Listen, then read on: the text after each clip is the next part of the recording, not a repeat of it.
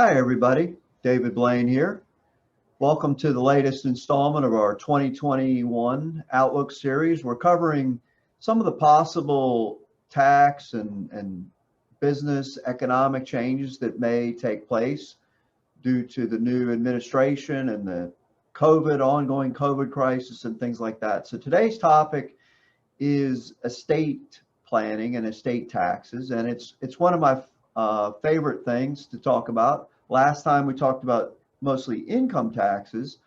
Today we're going to move in estate. And as you know, you've probably heard of the famous quote from Benjamin Franklin that he uttered after signing the Constitution of the United States. He said, nothing is certain but death and taxes. And the full quote is actually really interesting. It says, "Our new Constitution is now established and has an appearance that promises permanency.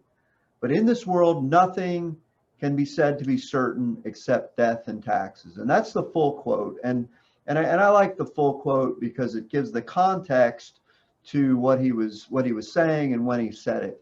What's most people don't know is he wasn't actually the person that invented that. His variant is the most famous, but the first known recorded use of that saying was a guy named Christopher Bullock. He was an English actor, and during a performance of the Cobbler of Preston in 1716, he actually uttered, "'Tis impossible to be sure of anything but death and taxes." And that's actually the first known instance of it. But of course, Ben Franklin gets most of the credit for making it famous. Now, I have my own saying, copyrighted saying, just kidding. But what I like to say is there are three constants in life: death, taxes, and trying to avoid the first two. That's my saying. And so today we're going to talk about both of those things: estate, which has to do with people's mortality and dying, and taxes. So it combines those perfectly into one topic.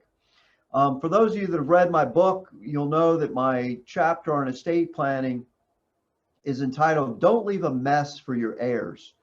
And while we're going to be talking about taxes and things like that, I don't want to diminish the importance of having your estate in order and your affairs managed, because society is very complicated today.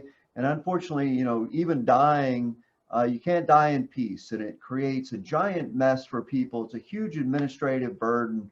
And so we're going to be talking mostly about tax today because some of the other stuff is set, but I don't want to minimize those type of things. It's just having a plan for the non-tax portion of your estate, having your affairs in order and things like that are very important, not just minimizing the tax. Okay, so just a reminder, just like last week's video on income tax, none of what I'm talking about here is actually law. These are all proposals. These are what I've gleaned from the Biden administration website, campaign documents, prominent Democrats, writings, speeches, things like that, as well as some of the new cabinet members and things that they've said over time, things they've written, things like that. So we've just kind of cobbled together this picture of the perfect world of what may happen. Of course, the process of creating laws in this country is a little bit messier than that, but this will give you an idea. And what we want to do is we want to start thinking about these things. There's no action necessarily to take today, although in this arena, estate planning, some of these long-term things we do need to consider, and we may want to start taking some action to hedge the fact that there may be laws passed in the future. But what I'm saying is there's nothing definite, and so running out with certainty, there is no certainty. So whatever action we take place today, we want to make sure that we understand we're hedging something in the future, or we need to be able to unwind it if possible. But at least I want it in the back of your mind. It's certainly in the back of my mind as we're doing planning.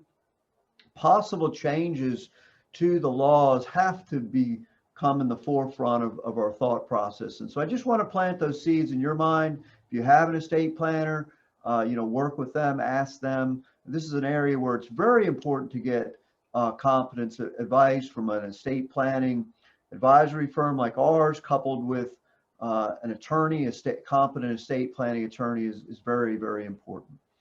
The other thing I want to cover is also the retroactive nature. We get a lot of questions about, well, can they pass a law to be retroactive to January 1? Absolutely, yes, they can. I covered this in last week's video, but yes, they can. The Supreme Court has affirmed this type of thing, and it has happened in very selective cases in the past, but it's typically not considered good tax or governmental policy. Now, I know some of you out there are laughing at that what is good tax or governmental policy? None of it. Well, but let's just say, it's not generally considered a wise thing to do to make that retroactive. And with the tie in the Senate and the slim majority Democrats have in the House, some more centrist senators and House members will probably be able to prevent any major things from being retroactive. So that's not a huge concern, but just to reiterate, it is allowable in certain circumstances. Okay, so where are we today? Currently, the estate tax exemption is $11,580,000 per person. If you're married, you multiply that by 2 and you get a big number. You're into the $23 million range that you can pass free of estate tax from you and your spouse to your heirs, your children, or a trust for your children or something like that. That's a big, big number. In 1999, the year I started the firm that's now BlueSky Wealth Advisors, when I started planning this originally, the number was $650,000. And I realized it was, over 20 years ago, but still at that point, you found people with, a very modest stock and bond portfolio, a home, maybe a vacation place, some retirement account, things like that. You found a lot of people were subject to this estate tax, and it wasn't really planned for very well. And so you found very modest wealth families, the mom and dad would pass away and the kids would be like, what is this? What do you mean I owe 55% estate taxes? So Congress has addressed this, and the rate has gone, or the exemption amount has gone steadily up through the years. And in fact, in 2010, it was actually zero.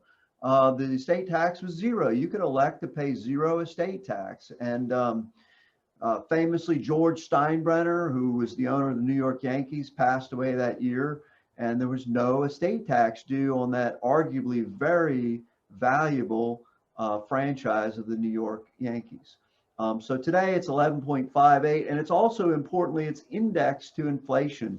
So automatically each year it's going up. We still have the annual gift exclusion of $15,000. And what does that mean? It means anyone can give up to $15,000 to any number of people, and it's not reportable, and it doesn't go against their lifetime exemption. So that $11.58 million, you can either give away while you're alive, free of tax, or you can pass it along when you die, free of estate tax.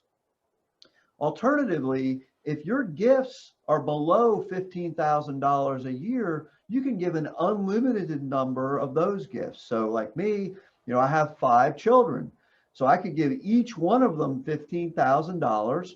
And my wife could also make gifts of $15,000. So each child could receive $30,000 tax-free between my wife and I, times 5 kids. That's $150,000 a year that we could give away and not have to report on the gift and estate tax, any type of forms. So that has remained, that's gone up a little bit over the years, but it's still relatively low amount, but it can be a valuable tool to reduce one's overall estate. The other thing that has come into play is what we call portability. And this was one of the things that you looked at it years ago, and if you didn't hire a lawyer and you didn't do your estate planning, you didn't have certain language in your will, then one of the spouses would lose their half of the estate tax exemption. Well, Congress brought into play what's called portability. And basically, if you follow the rules and file the right paperwork between a couple, even if you didn't do a big fancy estate planning ahead of time, each one of you will get the full $11.58 million. And if you don't use it all when you pass away, your spouse can take the remainder amount of that and use it when they pass away. It's called portability. Basically, you can port the estate tax exemption from one spouse to another, and that's a good thing. The other thing, that the estate tax rate, if you do go above that number, is 40%, and it also used to be much higher. But so if you go above that 11.58 million per person or doubled per couple, the estate tax is 40%. Okay, so that's just kind of setting the stage of where we are today.